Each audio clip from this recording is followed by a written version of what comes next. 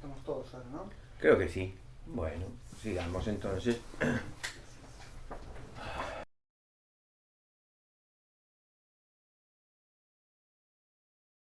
Detener un poquitito. Bueno, entonces ahí tenemos, aparte del doble juego, ¿no? De Cal, ¿no? Que ya la usa como amante de alguna manera, ¿no? La prometida, pero el amante. ¿No? La doble vida de alguna manera, ¿no? Todo el siglo XIX, la revolución industrial instaló una doble vida. Una doble vida en sentido doble.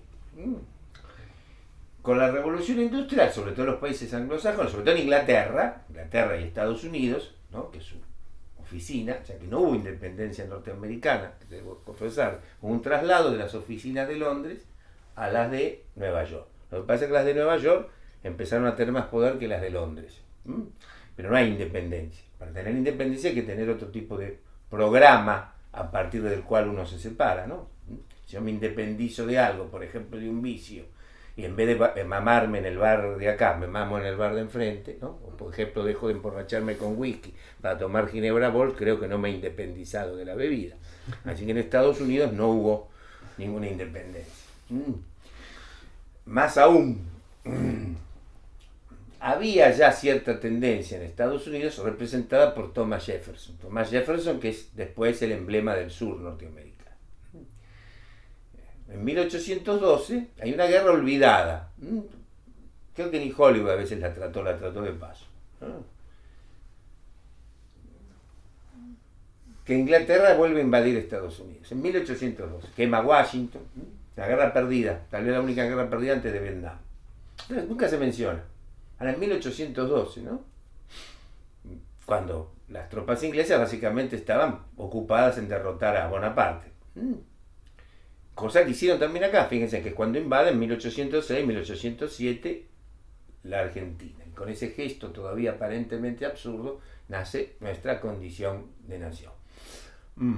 Pero ¿por qué fueron ahí? ¿Por qué quemaron Washington? ¿Por qué distrajeron tropas? Porque había una voz discordante, en lo que iba a ser la mentalidad yankee, que era la de Thomas Jefferson, que era un sureño, era de Virginia. Por eso en el sur todavía se llaman todos Jefferson. Jefferson Davis fue el presidente de Dixie. Entonces, para asegurarse eso, los ingleses toman Washington. O sea, siempre fue una alianza, ¿no? Salvo el momento ahí del sur. Bueno, fue un llamado de atención. Digamos. Fue un llamado de atención, exactamente, sí. Una llamada de atención, una guerra que evidentemente le abrieron las puertas, ¿no? Era para liquidar ese proto, 1812, ese proto diferencia de lo que iba a ser Dixie, ¿no? Y que después se llevó hasta las últimas consecuencias en 1861 hasta 1865, ¿no? El pensar que Abraham Lincoln quería liberar a los esclavos del sur, bueno, obviamente eso es como creer todavía en Papá Noel, más o menos, ¿no? Los querían hacer, desde luego, obreros industriales, de alguna manera. Lo dijo él mismo. ¿Cómo? Lo dijo él mismo. Claro, Abraham. No piensen que van a ser diferentes. Exactamente. Bueno. Bueno, triunfante esta mentalidad, triunfante aunque no en el cine, triunfante aunque no en el arte, ¿no? Como el caso de Irlanda, por ejemplo. Ahí se creó un sistema de doble vida. Un doble vida doble. Una doble vida en el sentido sexual que solamente puede permitirse el hombre. Esto es casarse, tener una esposa legal, ¿no? Una dama, ¿no? Y una puta en el dormitorio, y después tener una doble vida, joder con prostitutas. Pero también paralelamente, ya que el mundo es muy complejo, se crea la doble vida del arte. El artista se convierte en alguien que lleva una doble vida. Con el cine será la gran apología. Entonces el artista se ve como una persona que lleva una doble vida, pero una doble vida distinta a la del burgués. ¿Qué quiere decir eso? Lleva aparentemente una vida normal, durante el día, lleva una profesión y lleva esa vida creativa. Con el cine esto se sintetiza de alguna manera, ¿no? Es como que se muestra la historia de esa doble vida. Igualmente el artista todavía hoy, aún en una superproducción como Titanic, lleva una suerte de doble vida. Es evidente que nadie dice exactamente lo que está haciendo en el momento que lo está haciendo, y depende también a quién se lo dice. Ese es un poco el desvelo de la teoría, ¿no? La teoría muchas veces tiene que saltar por encima de lo que hace el artista, ¿no? Muchas veces han preguntado, no, pero un día, qué sé yo, John Ford me dijo que le gustaba tal película. Y yo le digo, lo último que nosotros tenemos que saber, sobre todo en la modernidad, no, si estuviéramos antes estaría bien. Lo último que nosotros tenemos que hacer en la modernidad es creer en las declaraciones de los grandes artistas. ¿Por qué? Porque son declaraciones dobles, ¿no? Declaraciones interesadas. Son parte del camuflaje, ¿no? O del disfraz para seguir trabajando de alguna manera. Bueno. Aquí tenemos también las tres situaciones de la mujer, ¿no? O sea, la sirvienta, la camarera de a bordo, si lo queremos decir firme, ¿no? En realidad son todas sirvientas, ¿no? Las mujeres son todas sirvientas. La mujer es una sirvienta en este caso, ¿no? Por eso la sirvienta se conduele rápidamente Rose, porque en realidad están todas tiradas en el mismo suelo y recogiendo las flores. Ahí hubiera sido trucho, en vez de un clavel, poner una rosa. ¿Sí? Porque el simbolismo de la rosa se nos hubiera convertido en una alegoría para niños. ¿Está? Pero si una flor, mantener el rojo, las flores caídas, todo eso. ¿No? Muy bien. Y después la madre, que es una tragedia. ¿No? Tiene muchas cosas. Pero una tragedia ambas partes tienen que tener razón. Es cierto que nos cuesta mucho, no digo simpatizar, sino tener algún tipo de afecto por la madre de Rose, pero las razones que da, puestas en su lugar, son lógicas, ¿se entiende? Son ciertas. Le queda el apellido nada más, ¿no? Como las películas de Manuel Romero, ¿se acuerdan? Realmente que hacía el personaje de Enrique Guzmán, que era un chanta, ¿no? Del centro, y le quedaba el apellido, ¿no? Y trataba de casarse con alguien que tenía la tienda Jaros y Gatichá. Bueno, más o menos es esto, pero a nivel anglosajón. Lo que dice es cierto. Pero obviamente, como es la persona que es ¿cómo podemos decir? La falsa, la que lleva una doble vida, ¿no? Pues sabe que si no agarra a este tipo, la mujer, o no le vende a la hija como un paquete, atada como esclava, va a tener que laburar de costurera, ¿no? Cosa que pasaba muchas veces en la clase alta, también en la Argentina, generalmente la que terminaba mal, terminaba siendo como la asesora cultural o la asesora estética de la que se quedaba con guita. Es muy verosímil. Entonces lo que dice es cierto, ¿no? Por eso es una tragedia, no es que esté inventando, ¿no? Es cierto, ¿no? Esa parte también tiene razón. Entonces eso es lo que hace que el film sea trágico, porque la otra parte también tiene su razón. Obviamente ahí la mujer no tiene opción, ¿no? No tiene opción porque está creada como una mercancía. Está creada como una mercancía de lujo, digamos, ¿no? Como una presa erótica, pero también como una máquina de hacer hijos, ¿no? O sea, la revolución industrial lo que necesita son proletarios, ¿no? O burócratas, ¿no? Como la mortalidad infantil en esa época, todavía antes de la penicilina, era enorme, el promedio de vida hasta 1930, 40 era 30 años. Incluso la tuberculosis o la sífilis eran muy democráticas, ¿no? Porque agarraba de la clase más obrera a la clase más alta. Entonces se necesitaba eso, ¿no? Se necesitaba que la mujer fuera una productora de hijos. Por eso la homofobia, como se diría ahora, otra palabra, ¿no? ¿Cómo podríamos decir? Como diría Pasolini, el ataque a la diversidad sexual se dio en Inglaterra. Por ejemplo, el caso de Oscar Wilde, ¿no? Ustedes si me pueden buscar un caso de Oscar Wilde en Italia o en España, van a ver que no lo van a encontrar. ¿Por qué? Porque esos países no tenían la revolución industrial. O sea que la homofobia fue un producto moral, puritano, pero también económico, ¿no? Esta persona no iba a reproducir hijos. Lo que necesitaban era reproducir hijos, porque necesitaban creciente cantidad de proletariado y creciente cantidad de burocracia. ¿Está? Por eso se llama puritanismo, ¿no? En el medio que por un lado se está muy con ciertos modales, ¿no? Y por el otro es algo crudamente materialista y biológico. Perfecto. Bien. Por cierto, también ahora, y estas son las cosas que hace 40 años me dicen no tenés que decir, ahora la liberación del homosexual, ¿no? Que me parece perfecto, pero en gran medida no se ha hecho por las luchas desde San Francisco, sino que ahora la sociedad industrial, ya postcapitalista, ¿no? Ya no necesita proletarios, necesita consumidores. Entonces por eso abrieron las puertas a este tipo de cosas. ¿Está? Lamentablemente es así. No quiere decir que la mujer y el homosexual o el negro no hayan luchado también por eso, ¿no? Pero básicamente hoy es porque no se necesita ese tipo de producción. Al contrario, hoy el problema de Occidente es la superpoblación. Así que muchas de las causas, que si bien son ciertas y estamos de acuerdo, son el mismo sistema que la favorece, ¿no? Por eso es difícil la emboscadura, ¿no? Porque muchas de las cosas que a veces buscamos durante décadas, el sistema nos las otorga. Pensamos que las hemos conquistado nosotros, pero es el sistema que nos las otorga porque necesita una determinada cantidad de producción, de consumo y demás. Bien. Igualmente siempre están esos intermedios que son las famosas contradicciones del sistema y que desde luego hay que utilizar.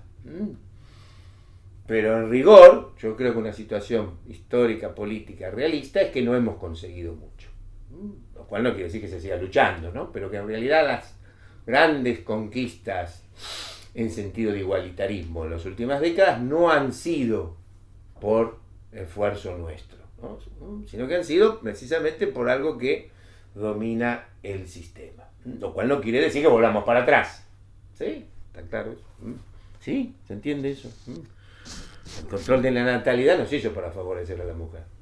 Se hizo para precisamente reducir la población. Lo cual no quiere decir, ¿no?, que volvamos antes del control de la natalidad. Aun como católico eso sería un disparate absoluto.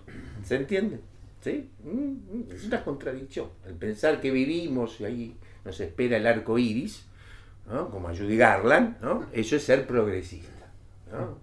No es ser izquierdista, no es ser anarquista, nada, no. Eso es ser progresista. Pensar que todo esto viene bien. Al contrario, el progresista es el mayor favorecedor del así llamado sistema. Porque cree que va conquistando cosas cuando en realidad no las están tirando. ¿Está? Bien. Obviamente esto tiene que ver con la conciencia desgarrada, con lo trágico. No quiere decir que eso que se da no lo aprovechemos. ¿Está claro? O sea, creo que ninguno de ustedes cree en algo llamado la libertad de prensa, ¿no? Si es así voy a tener que desilusionarlos. Es el que está atrás de New York Times, de Clarín, Corriere de la Sera y todo eso. Ahora bien, y hablo por mi caso, también el de ustedes, si uno puede meter una notita, ¿no?, de cine o de literatura diciendo otra cosa, lo aprovecha. No, pero no es que yo he entrado dentro de Clarín, no los he pirateado por mi inteligencia sublime. No. Y generalmente porque es un caos, sobre todo culturalmente, como la burguesía crecientemente en los últimos 50 años le interesa un carajo la cultura, es donde más podemos meter baza, ¿sí? Pero no nos creamos que hemos tomado Troya, ni el Palacio de Invierno, ni el Palacio de Otoño. ¿Está claro? Pero igual hay que utilizarlos. ¿Sí? ¿Entiendes? Acabo de meter una nota subversiva en Clarín, qué grande. No, capaz que ni la leyeron. ¿Por qué? Porque es de cultura. ¿Sí? Seguramente la sección economía eso no pasaría. ¿Está? Pero es lo que tenemos. ¿Sí? Bien. Entonces tenemos ahí la situación de la mujer. La situación de la mujer. ¿Qué se da en estos lugares? En estos lugares se da este tipo de represión sexual, tanto con respecto a las diversidades sexuales como con respecto a la mujer, porque se trata de un concreto sistema de producción. Y en los países donde no llegó la revolución industrial y donde todavía creo que no llegó, o llegó medio tarde, la situación de la mujer no era la misma, la situación del diverso sexual no era la misma. ¿Por qué? Primero por una moral que ya tal vez viene de antes del cristianismo, llamada pagana, el Mediterráneo y todo eso, como alguien dijo, tal vez por el hábito climático que estamos generalmente en el Mediterráneo con nuestros antepasados más desnudos. Sí, lógico. Entonces fíjense, ¿no?, si te tapan tanto la mujer, ver un pie en esa época, ver una rodillera, bueno, en cambio si nos pasamos en este momento a Nápoles, ¿no?, a Sicilia, ¿no?, Andalucía, generalmente los pueblos, ¿no?, la mujer y el hombre se ponían a pescar, ¿no? Y estaban más desvestidos, ¿no? Bueno. Por eso el gran teórico del arte, Bernard Berenson, dice que en el arte moderno, en cierto arte moderno, o en el mundo moderno, se ha confundido desnudo con desvestido. En el desnudo hay pureza. No quiere decir que si veamos un desnudo interesante, que lindas, ¿no? Que lindas curvas y todo eso, pero es desnudo. En cambio, nosotros vivimos en la época del desvestido, que es otra cosa. Bueno, entonces tenemos acá la situación de... Esto que remata, por supuesto, con la ceremonia religiosa, ¿no? Que es protestante. ¿Por qué protestante? Bueno, porque Cameron no lo es, es católico. Bueno, pero aparte porque es parte precisamente de ese tipo de sistema, indudablemente, ¿no? Admitido por Max Weber que se necesitaba eliminar algo dentro del cristianismo para crear la mentalidad capitalista. Esto dicho por Max Weber, que era protestante, ¿cuál era eso que había que eliminar? Había que eliminar la idea de la intermediación del sacerdote. El sacerdote te podía poner la mano en el bolsillo, te podía pedir guita, como todavía te la pide, ¿no? O decir a los Medici que si no adornaban Florencia, no eran buenos cristianos. Pero lo que hace el protestantismo, el calvinismo, es decir que nosotros tenemos un Dios interior. Caramba. Nos habla interiormente, ¿no? ¿Sí? Que no hace falta ninguna intermediación, ningún sacerdote, bueno o malo, ¿no? Ninguna imagen, ¿sí? Hay que cantar los cánticos, sino leerlo e interpretar lo que está pasando. Por cierto, todavía hoy es importante saber que aquellos que... Bueno, ahora ya están tan caídos que ya nos resultan simpáticos un poco los protestantes.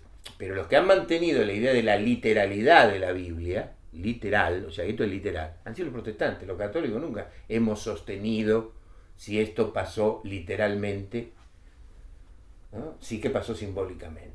Bueno, por ejemplo, el catolicismo ni se enteró de Darwin. Ese fue un problema inglés. Nunca se... Cuando se enteró, aceptó la teoría de la evolución, siempre que haya hágase. ¿Cómo se llama ahora esto? El Big Bang. Bueno, entonces hay muchas cosas precisamente que el cine, siendo esta todavía hoy, esta interna diferencial del mundo anglosajón y protestante, precisamente aclara determinadas situaciones de diferencia entre la mentalidad católica, no la fe, la mentalidad católica y la mentalidad protestante. Bien.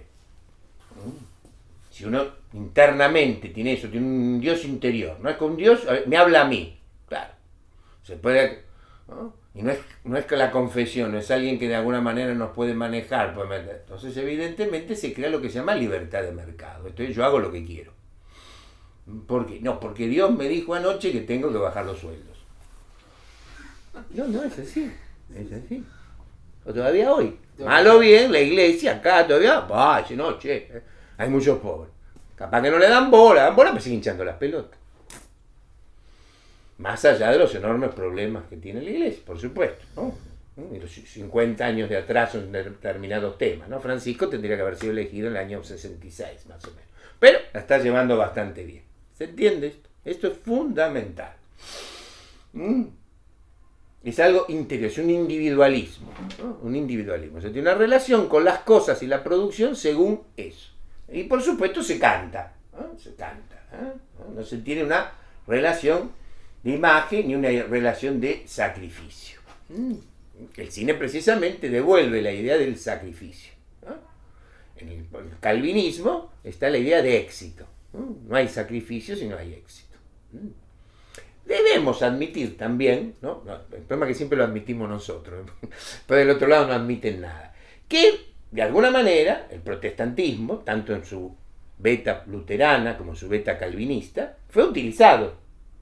Fue utilizado y después, qué sé yo, cuando la Shell o la Philips de Holanda, en un momento fue muy calvinista, pues le dijo al calvinismo, gracias, chau, total ahora no se meten, no hablan, todo, ahora hacemos lo que queremos. Pero claro, hay que admitir que el calvinismo y el protestantismo se dejó utilizar por ese tipo de cosas. La iglesia, mal o bien, siempre estuvo hinchando las pelotas desde la Florencia de los Medici con respecto al capital y al dinero. Lo habrá hecho a veces mejor, otras peores. Pero el protestantismo corta eso. Corta eso porque imagina que el burgués, al cual están prohijando, va a ser un señor ascético.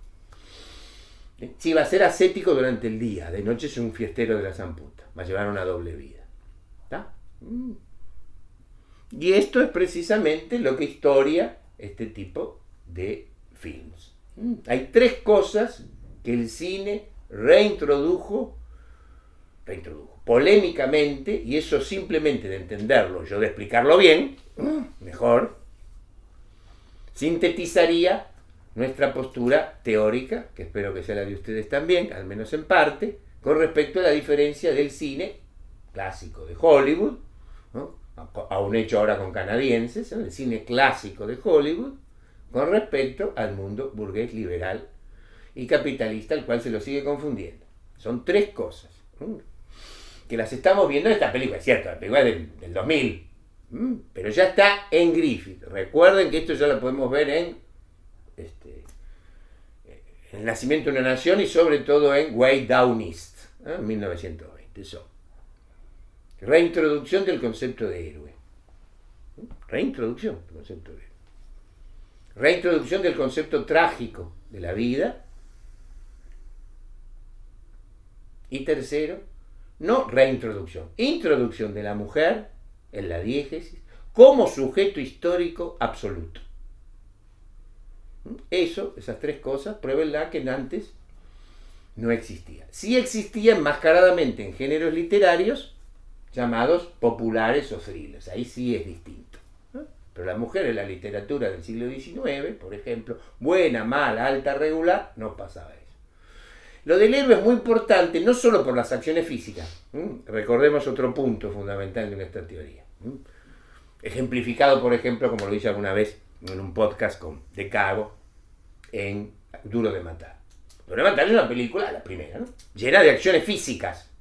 Subida, bajada, se cortan los pies, se tiran por la ventana, se todo. Esas acciones físicas son representaciones táxicas en movimiento de expresiones simbólicas, morales y políticas. Pero ¿por qué carajo las hace así mediante la acción? Para que todo el mundo la entendamos. Porque todos tenemos un movimiento interior. ¿Qué quiere decir? Nos representamos las acciones físicas, nos identificamos con acciones físicas. Si alguien se tira por la ventana, vamos a sentir algo. En vez de si alguien puedo hablar con él, yo digo, vio el capitalismo liberal tal cosa. No, esperá que saco el libro este. No nos identificamos salvo con dos boludos que están hablando. ¿Se entiende? Esto, perdón, lo inventó Homero. ¿Sí? Cuando empiezan con la espada y Aquiles y esto, todo eso son acciones físicas. La misma rapto de Helena es una acción física, ¿no? Se la afanó, habrá convivido durante esos 10 años. Bien.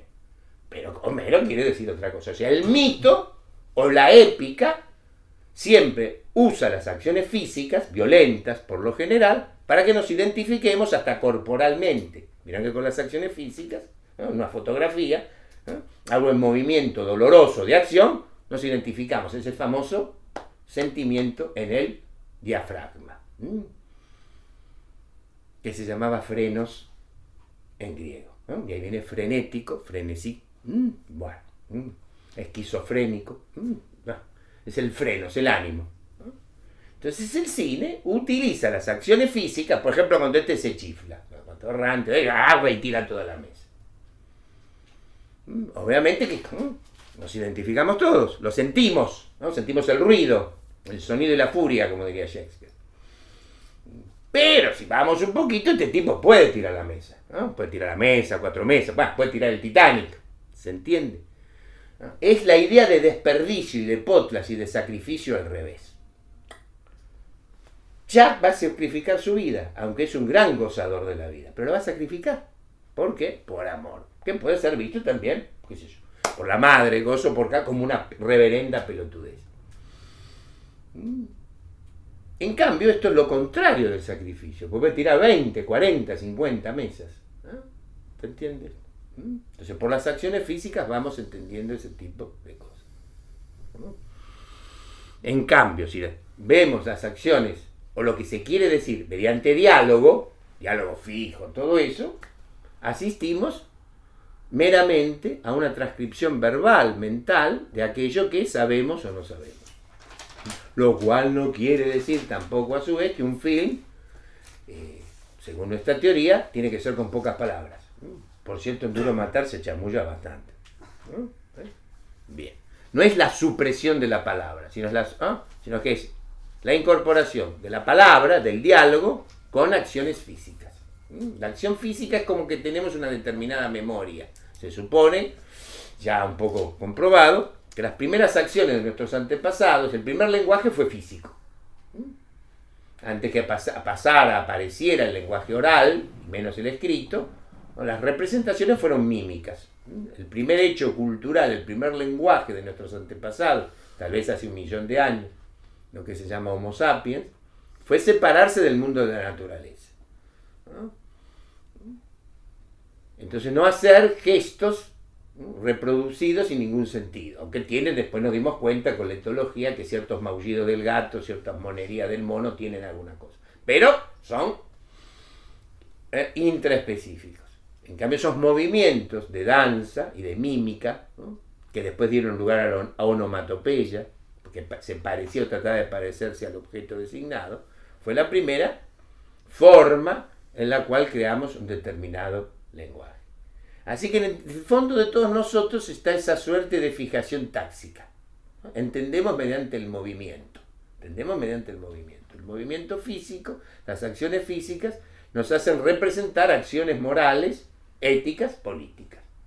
¿Sí? ¿Entienden? O sea que por eso el cine lo llamamos una revolución anacrónica. O podría ser el ricorso vicchiano. Lo extraordinario del cine es que utilizando lo más moderno, la máquina, la técnica, lo emplea para volver a lo arcaico. ¿Sí? Hace un matrimonio perfecto entre lo arcaico, no lo antiguo, lo arcaico, ¿no?, y lo trae, en vez de un programa de etnografía o 4 o 5 tipos en el Mato Grosso buscando un bicho, lo trae en acciones físicas. Lo importante es la mímesis completa que el cine nos da. ¿Está?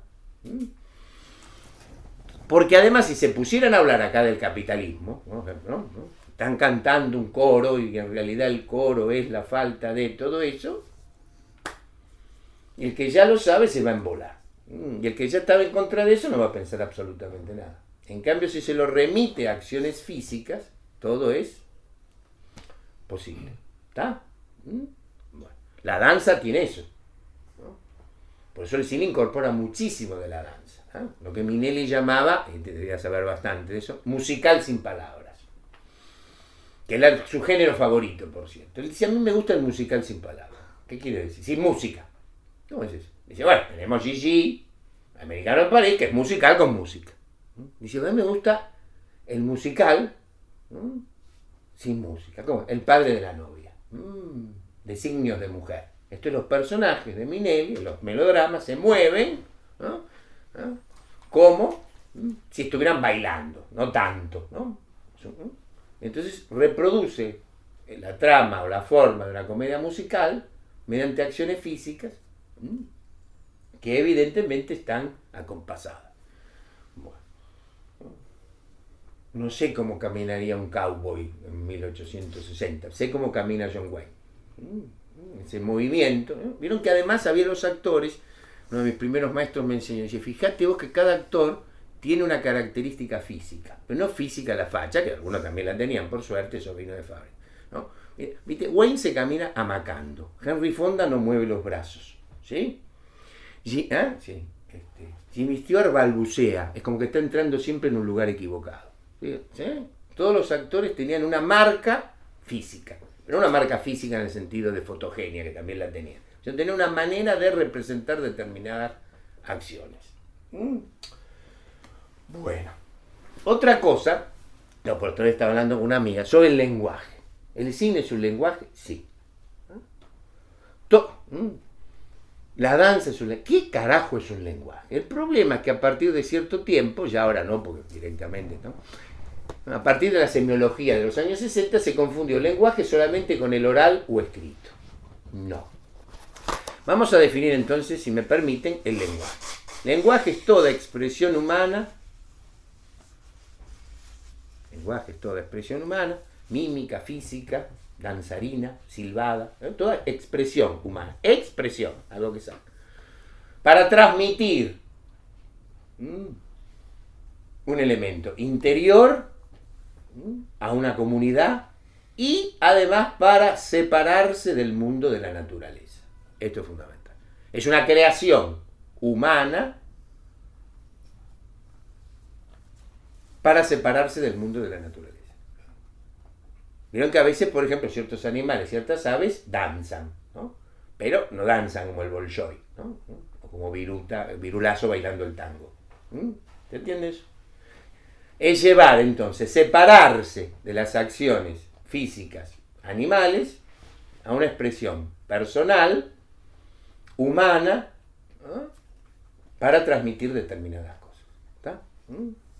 El cine es el lenguaje de todos los lenguajes. Porque tenemos el lenguaje plástico, tenemos el lenguaje musical, tenemos el lenguaje físico. Tenemos el lenguaje pictórico, tenemos todos los mímicos, ¿no? La famosa fotogenia, ¿no? El cine es, entonces, la construcción, la síntesis de todos los lenguajes posibles. Así que el cine es un lenguaje. El cine es tal vez el último lenguaje, o el lenguaje más completo que existe. Así que no pensemos el lenguaje simplemente como una expresión oral o escrita.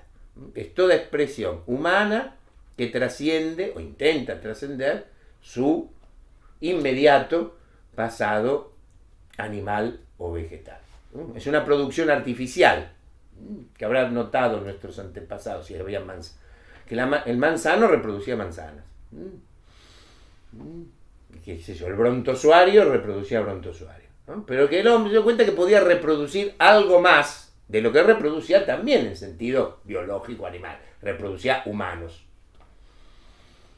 ¿Y quiere decir algo más? Algo voy a estar adentro, el famoso adentro, sentí algo adentro, ¿no? Y tuvo que buscar cosas para hacerlo exterior. La danza, la mímica, el canto coral, ¿sí? Los juegos, la lucha, los juegos. Hasta que llegó al lenguaje oral y escrito y plástico y patatín patatá. Así que el cine sería entonces la conclusión o la suma de todos los lenguajes posibles. ¿Sí? En estas veras acciones tenemos, en estas dos secuencias hemos visto que tenemos lenguaje físico, lenguaje oral, lenguaje de movimiento, todo mediante cortes, ¿no? Y mímesis completa. Bien, sigamos por favor.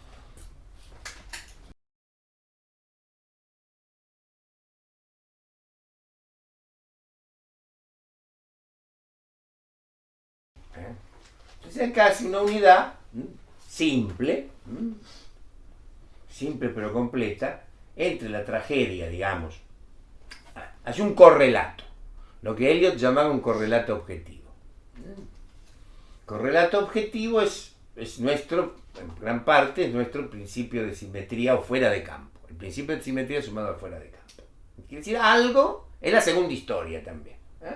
Pero el correlato objetivo sería, el puente o los puentes o los lazos de comunicación entre la primera y la segunda historia. Para que haya una comunicación lo más fluida posible entre la primera y la segunda historia, como puente existe el correlato objetivo. ¿Qué es el correlato objetivo? Aquella serie de acciones o cosas que correlatan lo que estamos viendo. Aquí la expulsión, vamos a decir, ¿no? El echar a Jack, ¿no? El separarlo de alguna manera, ¿no? Violentamente, ¿no? Con que la coima que se le da a él se le pasa al otro sirviente, no es como una cosa del sirviente. También la película, acá ven, no es pobrista. Otra cosa también políticamente muy importante. ¿No? No quiere decir que los sirvientes, por ser sirvientes, sean buenos. Han sido alienados precisamente. ¿No? ¿Está? ¿Cierto? Si no son buenos, ¿no? Pobrecitos. Está bien. No es eso. Bueno. No es tampoco feos y malos de escola, que es una chantada total, repelente, entonces tiene que mostrar que son todos repelentes, los cuerpos no habíamos entendido. Esto es suficiente con esto. La dialéctica del amo y el esclavo. Se van corrompiendo. También hay la salvación para eso. Entonces lo que está pasando ahí, con respecto a Jack, se iguala, el director lo hace igualar por el correlato objetivo, con algo que empieza a funcionar mal en el barco la estación meteorológica, los truenos, lo que sea. ¿Está claro? En mi libro El melodrama defino eso, que el melodrama, la pasión manda, y todo gran film es un melodrama, como se asiste a una pasión grande, enorme, acá situada diegéticamente casi imposible, absurda, que no tiene aparentemente salida, que las limitaciones son tan grandes. Es tan grande la pasión que la naturaleza parece venir en ayuda de eso. No se pueden explicar los sujetos de una pasión, más todavía hoy, ¿no? Cuando uno está apasionado por algo, ¿no? No se explica bien, ¿no? Se enoja. Entonces parecía que esto que no se puede decir, la naturaleza viene en ayuda de esa mudez pasional que tiene el melodrama. Entonces acá lo que hace Cameron es unir, mediante montaje, ¿no? Puentear, ¿no? Este momento de crisis, ¿no? Venía bien antes que vinimos, ¿no? Del bailecito, se ven acercados, bueno, está todo eso, ahora se lo expulsa directamente. Y en ese momento también aparece el primer signo físico, meteorológico, de lo que va a pasar. ¿Sí? ¿Se entiende? Bueno. Es como en la ópera, cuando la hacen bien, ¿no? Bueno, las obras de Shakespeare, ¿no? Las tormentas presagiosas, ¿no? Las tormentas presagiosas que generalmente en la ópera que se hace, ¿no? Si bien es el gran antecedente del cine, o uno de los grandes antecedentes del cine, en la ópera los truenos son mediante timbales. En cambio acá, cuando haya truenos y todo eso, van a ser truenos. Esa sería la ventaja porque vino después, la supo aprovechar. Que el cine, la mímesis la hace completa. Si tenés ruido de trueno, tenés ruido de trueno, ¿no? Pero es la irrupción de la naturaleza, es la irrupción de la fisis dentro de ese mundo de pasiones que no se puede explicar a sí mismo. Bueno. Es como que acá se tiene que hundir el Titanic por la pasión que Jackie Rose tiene. ¿Sí? Está perfecto. Bueno. Bueno. Sigamos, por favor.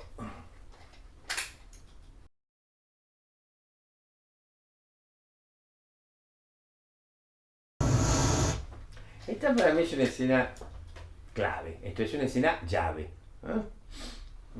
Que abre determinado significado. Y que solo el cine puede hacer. Que después de todo eso, vieron que se hace enmarcado con un vidrio opaco, para que cuando salga, como que ya pertenece a otro mundo, sea opacado, ¿no? Fíjense que además Rose se pone en mitad del marco de la puerta, ¿no? Como que está en los dos lados. Pero precisamente por la acción agitada, los comentarios editoriales, ¿no? Porque algún boludo en la pantalla dice, no, pero Jack y Rose hablan, como es, con diálogos muy elementales. Claro, obviamente, se supone que este es un romance entre, qué sé yo, Simone Weil y Martin Heidegger. El cine es un punto de vista. Rose es una buena chica, pero no, sí, no es Simone Weil, ¿no? Ni Santa Teresa de Jesús, ya que buen tipo, pero no se expresa filosofía. El cine siempre ha respetado el mayor realismo posible. Lo que pasa es que su espectador, medio, siempre cree estar por encima de ello. En cambio el cine es de un realismo total. A este tipo de diálogos Minnelli lo llama comentarios editoriales. ¿Qué quiere decir? Lo sabemos, van a hablar así. Lo importante es lo que estamos haciendo con eso. Y entonces ve a esta chica, un modelo, ¿no? Y vieron que parecía un autómata. Esta escena siempre la he relacionado, lo he escrito por ahí, o lo he hecho en una charla, ¿no? Con el cuento fantástico, con el cuento que crea la literatura fantástica moderna, que es el Hombre de la Arena. No voy a contar todo, pero bueno, el Hombre de la Arena es Nathanael, que se enamora de una perfecta mujer que está en la ventana de enfrente, hasta que se da cuenta que es un autómata, ¿no? Y su creador la ha hecho como el sueño del hombre de 1818. Hace todos los gestos perfectos. Lo que pasa es que es un autómata. Y acá hay como un comportamiento de autómata, de automático, ¿no? Entonces ahí es cuando Rose tiene esa suerte de revelación. Si nos ponemos más denso, no porque más denso, más cavamos un poquito más, es que detrás, a posteriori de toda esa diálogo contundente, donde Jack expresa con toda contundencia lo que es, y lo sabe ella, ¿no? Donde hace todos los esfuerzos posibles de metáforas, comparaciones y todo eso, y que la otra no. Bueno. Este gesto le hace entender más que todas las palabras que le ha dicho Jack. Un poco el cine explicándose a sí mismo, y un poco que ella es la mujer que está viendo otro pequeña, como una especie de pichona, de prototipo de mujer, ¿no? Que está comprendiendo en su propio medio, ¿no? En su propio medio endogámico, más que las explicaciones que al fin y al cabo están dadas por un hombre. También todo este momento que estamos viendo, es para preparar ese segundo movimiento de la película de enorme movilidad. Cuando veamos El Exorcista el mes que viene, si estarán conmigo, ¿no? Verán cómo todo El Exorcista está pautada, entre 10 millones de cosas que está pautada, no sé si 10 millones, pero unas cuantas, entre el sonido y el silencio. La película está toda basada en enormes gritos, o enormes estallidos, y silencios. Está pautada continuamente así. El melodrama también está pautado continuamente. Son momentos de estallido y momentos de mudez. Hablamos mucho, o tratamos de explicar mucho algo, y hay un sentido de mudez. Y ahí la naturaleza, o algo más, o algo extraño, y pasamos al melodrama de terror, como El Exorcista, algo más necesita venir en nuestra ayuda, y de los protagonistas, para expresar eso inexpresable. Bueno, sigamos, por favor.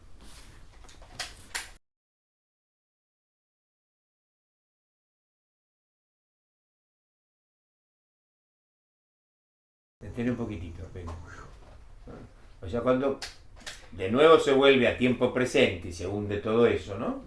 Además, es magistral con pocos medios, muy cara, pero con pocos medios en este momento, ¿no? Esa idea de la pareja humana, ¿no? Siempre manejada, ¿no? Parece que estuviera manejada por el barco, ¿no? Pero lo que sobrevivirá es eso, sobrevivirá la obra de arte, sobrevivirá el amor, todo eso, mientras el soporte material va a hundirse. El soporte material será otra cosa. Y cuando volvemos al tiempo presente, los muchachos ahí del rescate siguen hablando, hay como dos coros ahí, hay como dos coros de la tragedia. El coro, una parte del coro que habla en sentido técnico, científico, en 6 horas, el motor va a ser así, todo eso, y el coro, la parte coral de la propia Rose. Hay como dos interpretaciones. Esta gente con la cual ya estamos simpatizando un poco más, pero que insiste en la parte o en la explicación cierta pero material de la cosa, y la explicación privada de la propia Rose. El cine sería eso, ¿no? El cine sería la confluencia, la convergencia de la historia general con la historia particular. O sea, no buscan esos frescos supuestamente históricos donde el individuo queda eliminado, ¿no? Pero tampoco cae en la exaltación del individuo fuera de la historia. Si algo nos ha enseñado el cine, y este cine en particular, que es el cine, es la idea de cómo se puede rastrear paralelamente el marco histórico, ¿no? Con el marco individual. O como el héroe individual o los personajes individuales también se corresponde con un determinado marco histórico. Obviamente acá está escena, aparte del erotismo y yo qué sé qué, y todo eso bellísimo. Por cierto, es que se le da otro uso a esta cosa. ¿No? El corazón del mar podría ser el cinematógrafo, ¿no? Es algo pesado, algo lujoso, un chiche, un juego, al que se lo desvía y se le da otra interpretación. Aquí evidentemente mediante el dibujo. También, por supuesto, el simbolismo alquímico es la transformación de la piedra. Esta piedra va a transformarse en otra cosa. Así como ellos dos van a transformarse en otra cosa. Bueno. Bien. Sigamos, por favor. Gracias. Obviamente la transformación, ya que este simbolismo alquímico que estamos siguiendo, la transformación de lo material, de la piedra, en otra cosa. Que precisamente como ironía se va a poner en la caja fuerte. O sea, es cuestión de los valores, el valor de la transmutación y el valor del dinero. Cuando finalmente se hunda el barco, Cal va a decir, cada uno reparte algo. Dice, yo me voy a salvar con la guita. Entonces muestra la guita.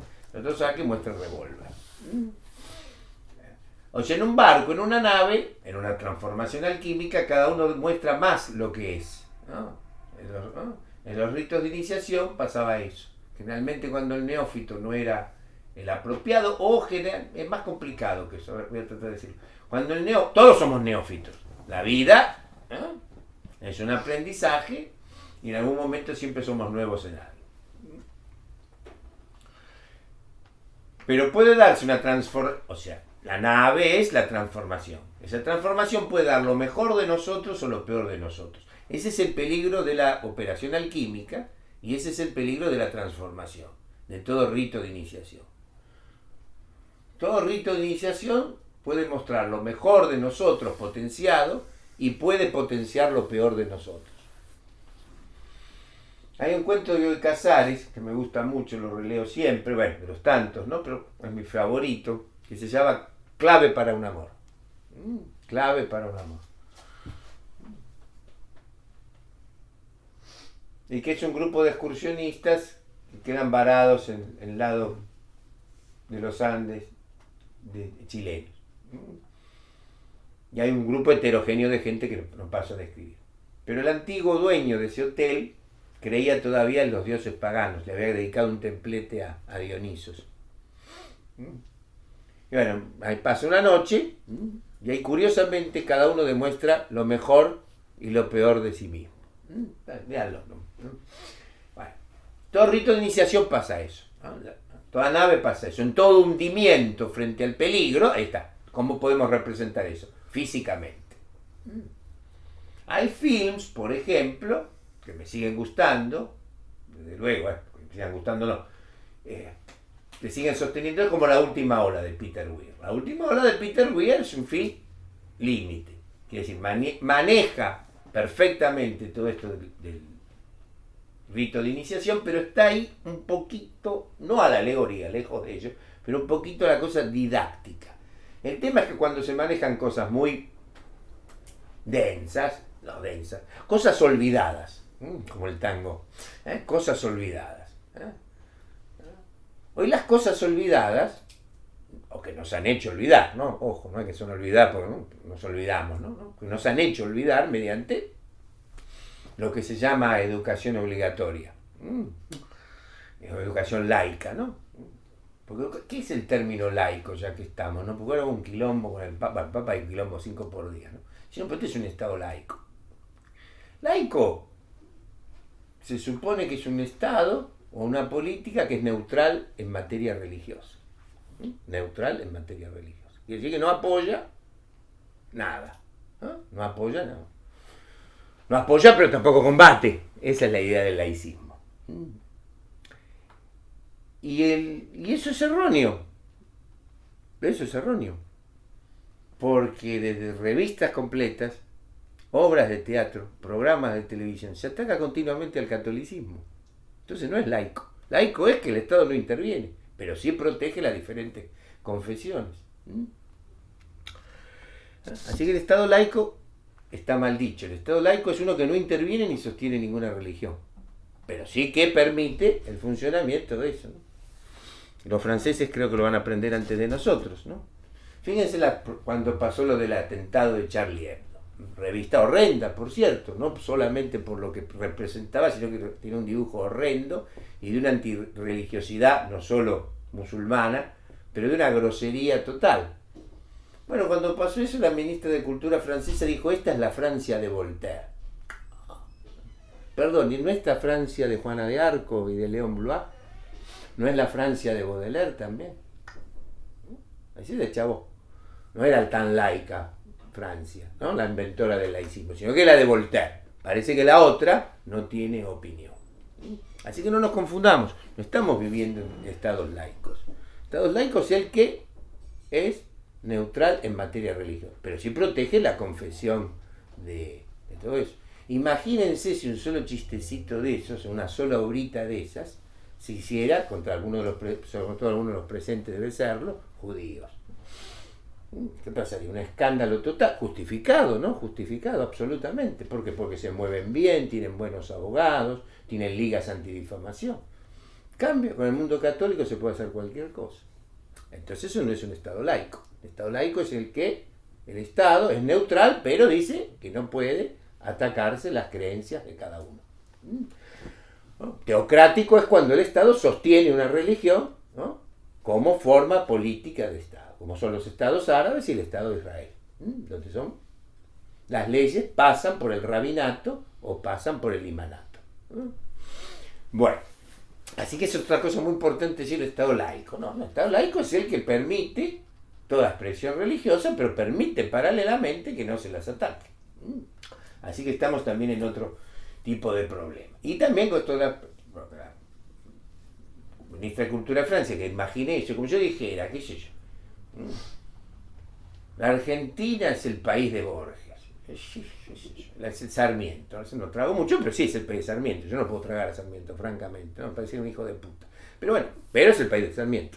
Pero también es el país de Rosas. ¿No? ¿Entiendes? El país de Voltaire. Bueno, este barco, con figuras heterogéneas y donde el capitán no maneja nada, es el mundo contemporáneo occidental. ¿Sí? ¿Qué defiende esta película? Como defiende Apocalipsis Now. O sea, ¿qué nos quiere decir? Hasta caería en la palabra mensaje. Imagínense, ¿no? Porque como la cosa se está complicando, ya creo que hay que hacer películas con mensaje. O Scarface, sí, de Brian De Palma. Bueno, películas, ¿no?, de Diegues y creo que bastante diferente, ¿no? Scarface, ¿no? Que hay algo, un límite que es la cultura occidental, un límite intraspasable, que es el sacrificio. El de Willa, el de Jackie Rose y el de Tony Montana. Unas escenas tal vez más, para mi gusto, más excelsas de la historia del cine, que se está en Scarface, excelsas por esto, no por lo absurdo, y que el tipo lo maneja a la perfección. ¿No? Bueno, Tony Montana, ¿no? Veo serruchar al amigo, es capaz de liquidar a cualquiera, ¿no? Eso es para entrar en el sistema. Pero cuando lo contratan los narcotraficantes, tiene que liquidar a alguien. Y piensa que va a liquidar a un soplón. Pero ve el soplón con 2 pibes. Dice, eso yo no lo hago. Yo no mato al chico. Mientras se está dando saques como loco. Y liquida al otro y se hunde. Pues se hunde completamente. Solo porque eso no lo hace. Un límite. El límite que encuentra Willa y el límite que encuentra Néstor. Así que todos estos fines de la autoconciencia, que es cuando Occidente está en el borde, ¿en qué ponen el subrayado? En que hay un límite. Un límite incluso para gente muy pecadora, o si queremos muy transgresora, o muy delincuente, o muy atorranta, o muy improvisada. Recuerden que Willa viene de liquidar unas cuantas personas, ¿no? Pero con Kurz ve otra cosa. Entonces, son todas películas que marcan un límite y que marcan algo que Occidente sigue manteniendo. Hasta acá llegó. Este punto no puede pasarse. Eso creo que ese es lo que estamos atravesando en este momento, y para usar una frase común desde Homero, el arte se encargó de profetizar, de vaticinar, ¿no? De vaticinar. Pero habitualmente aquellos que nos gobiernan, nos simulan gobernarnos, no van al cine. Tampoco, por supuesto, han leído Esquilo o Sófocles, no, desde luego, ¿no? Tampoco es eso. Lo mejor sería pasar de Sófocles a esta película. Esto sería lo ideal. Si yo fuera ministro de Educación, cosa que, por supuesto, renunciaría a los 2 minutos, pero si yo tuviera una comunidad, sería eso. Hoy va a pasar, no Sófocles y el cine, sino Sófocles y el cine. ¿Sí? La poesía y la canción. ¿Sí? El bolero y la tragedia griega. ¿Para qué? Primero porque el mundo es ancho y divertido, ¿no? Que es variado, cosa que, ¿no? ¿Sí? Que es un shopping mental al que se puede acceder. ¿No? Y por otro lado, la variedad de la experiencia del arte occidental, de dónde agarrarnos. no meterlo en compartimento. Yo me dedico a literatura galesa de 1955 a 1962. ¿No? Soy especialista en fútbol mexicano. ¿Cómo premian? ¿Qué? ¿Cómo premian eso? Claro, sí, sí. Hoy Claro. sí, ¿cómo premian? Claro, entonces, ese es el problema, la reducción. La reducción. ¿No? Mientras el mundo se hace global, en lo peor, ¿no? Todos vamos a tener las mismas zapatillas, ¿no? El mismo vaciamiento de cerebro, las mismas tonterías, ¿no? Todo igual, ¿no? Por otro lado, se compartimenta o se tacha directamente ese tipo de cosas. Bueno. O se lo reserva en un lugar. Y eso fue el cine. Eso fue y será el cine. El cine lo que hizo cuando se puso las botas, o sea, cuando se hizo adulto, cuando tuvo mucho poder, a partir del sonoro, se puso firme y no necesitó pedir permiso a nadie. ¿No? Se la bancó. Y sobre todo se la bancó a partir de la Segunda Guerra Mundial, cuando ya vio que evidentemente era eso. O sea, se supo sostener en este naufragio que es la modernidad, ¿no? Ese sorte de naufragio que es la modernidad, y no hay botes suficientes. ¿Qué serían los botes suficientes acá? El plan B, algo que necesita aún lo más material. Bueno, perfecto. Sigamos, por favor. ¿Entendés? Ese es un correlato objetivo perfecto. ¿Eso qué? En realidad, todo ese barco que estamos es como la rodaja de limón, ¿no? Sube, baja, ¿no? Es un correlato de eso. Esa rodaja, somos eso. Y ese presagio, ¿veo? No, yo he hecho demasiado silencio. Si hubieran témpano, el coro de la tragedia. Como supieron mantener el coro de la tragedia. El coro de la tragedia representaba varias cosas al mismo tiempo.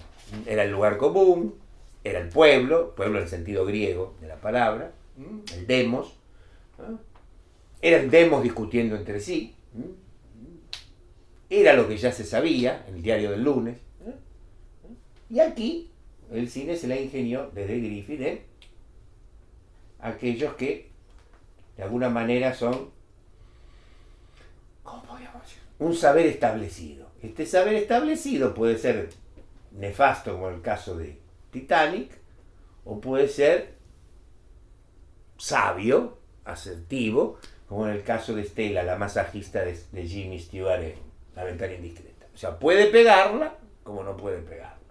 Puede también tener sentido irónico, ¿no? Irónico para pegar, ¿no? Cuando el mago, ahí ya la pifamos un poco, ¿no? Peter Boyle le dice a Robert De Niro, ¿no? Se llama el mago, ¿ya? Bueno, rozamos un poco, ¿no? Dice un tipo que el taxista es eso, vos agarras un taxi, te metes un taxi y cumplís un taxi. Nada más. Dice la frase más pelotuda que escuché en mi vida. ¿Y qué soy? Bertrand Russell, yo. Ahí mantiene eso. Pero ¿cuál es la diferencia, no? Que, bueno, el otro se llama el mago, todo eso. Pero la acierta. Finalmente, ¿qué hace este tipo? Finalmente sigue manejando un taxi. O sea, es el lugar común que precisamente tiene razón. Aquí hay otro desplazamiento, aquí hay como una ceguera. ¿Vieron cómo cambió? ¿No? Porque cuando vemos estos films, a Hitchcock le pasa lo mismo, pasa ya a Hitchcock, ganó en la gatera, ya, ¿no? Que no lo vio, ya puede, en fin, retirarse de toda posición, de toda ambición estética. Por ejemplo, con Hitchcock, a mí mismo me costó muchísimo ver que era un grandísimo director de actores. ¿Por qué? Porque uno estaba continuamente presente en los cortes que hacía, todo eso. Pero un director de actores excepcional. Cambio de autores donde trabajaba más con los actores, uno notaba más esto. Este también eso. Ven que los tipos cambiaron, en anticlímax total. ¿No? Se les desmudó la jeta. Está bien, puede ayudar la iluminación, todo eso, que se habrán puesto un poquito de tintura en la cara. Pero cambia perfectamente. El cine es ritmo. Cambiar, cortar. La edición es un shifter, es un cambio de velocidad.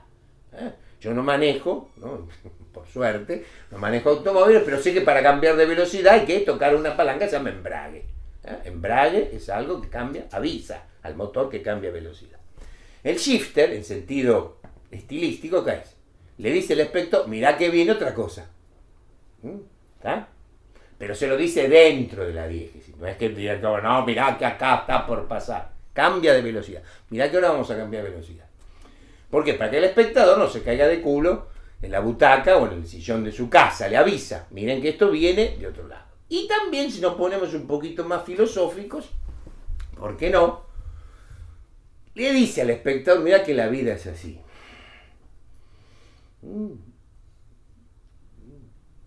La vida no es siempre tan terrible ni siempre tan fascinante. Hay momentos y momentos, ¿no? Como dijo Hitchcock, ¿no? Yo la podía haber hecho más dura, Psicosis, ¿no? Pero en realidad la vida no son siempre así. Entre un asesinato y otro hay un chiste, ¿no? La vida, lo complejo que tiene es eso. No es un infierno perpetuo, ¿no? En el cual he leído ciertas veces cierta gente se ha acostumbrado, ¿no? En campos de concentración, por ejemplo, ¿no? No solo los nazis, sino los soviéticos, desde luego. Pero tampoco la joda pura. Y eso es lo complejo de la vida. Lo complejo de la vida, que no es terriblemente espantosa, salvo casos, ni terriblemente divertida. Entonces el cine trata de recordarnos eso, ¿no? Como decía Chabrol, ¿no? Cuando a veces pensaba bien y filmaba bastante bien, ¿no? Y qué sé yo, la salvación puede estar entre un rollo y otro. Es inesperado, ¿no? Uno puede cambiar, salvarse, ver algo, ¿no? Después todo el chamullo que le mandó Jack, ver la chica esta con los guantecitos y dice, yo me parecerá esto, voy a hacer un títere, una muñeca, no, yo me rajo de acá, ¿no? Con lo cual es una gran interpretación, si me permiten, del amor, que no se maneja a la parte racional, no es la que, sino la irracional, ¿no? Al darse cuenta, tener una proyección, una especie de epifanía que no quiere ser eso. Luego de tanto discurso de Jack, asertivo, en realidad el tomar conciencia de lo que pasa puede ser por un simple gesto, ¿no? Y el cine también es eso, nos enseña precisamente a pensar en esos gestos, ¿no? En esa suerte de pequeñas epifanías que se dan en todos nosotros continuamente. Bueno, sigamos, por favor.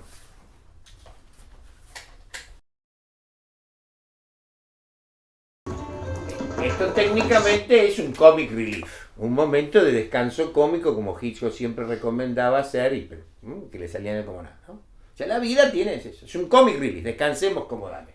Pero también es un laberinto. Y también tiene una interpretación extraordinaria de otra cosa, ¿no? En el erotismo siempre hay algo infantil. Por eso los amantes generalmente, aunque sean marido y mujer, se tratan de bichi o de papi, ¿no? ¿Por qué? Porque se vuelve un estado infantil, se vuelve a la edad de oro, ¿no? El erotismo tiene que ver con la posibilidad momentánea del regreso a, como decía Baudelaire, los verdes paraísos de los amores infantiles. Y entonces el film acá obedece a estas tres cosas. El laberinto, el infantilismo del erotismo, ¿no? El regreso a la edad de oro, ¿no? En cuanto al alquímico, ¿no? La alquimia acá se ha producido la transformación de ellos, ¿no? Obviamente el elemento negativo, negro, ¿no? Lo oscuro que trata de tapar esto, ¿no? Y ahora que van a jugar por todo el barco, ¿no? Hay un grado también de irresponsabilidad. También que nos tienen que estar al tanto, que no sé qué, que no se van a ver los icebergs esta noche, pero también hay como un llamado de atención que en ciertos momentos de felicidad uno olvida todo lo demás. No sé si ahora exactamente acá, pero cuando bajen a las calderas van a incluso, no sé si a joderlo, a tomar un pelo a los obreros que están cargando el carbón. ¿Sí? Es interesante eso, ¿no? Porque en estado de pasión no nos importa absolutamente nada. Y en estado de pasión ya resuelta o a punto de resolverse, el mundo no importa absolutamente nada. La pasión manda. La pasión manda, mandando a un segundo plano las responsabilidades históricas y cómo la está yugando el vecino más cercano. Sigamos, por favor. A ver si vemos eso. ¿Qué se están cargando los obreros? Es así. No hay momentos perfectos de alguna manera, ¿no? Salvo ciertas clases de villanos que son el mal absoluto de alguna manera, ¿no? Entonces nos es responsable también de eso, que toda transformación, toda felicidad, todo momento de cambio, ¿no? Puede traer también la indiferencia con aquellos que nos rodean y la están yugando. Con lo cual, el film ahí se hace precisamente y necesariamente de manera totalmente antimaniquea.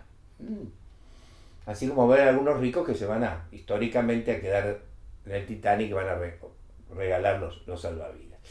Entonces el film muestra ese muestrario, ¿no? Es donde nos quedamos ahí, simpatizamos con alguien, o vemos que una perfección se nos corre. Es una cuestión de movilidad. Así como los films de terror se va eliminando distintas posibilidades de lo que somos. Todo ritual de iniciación, toda obra de mímesis completa tiene que incorporar también este tipo de cosas.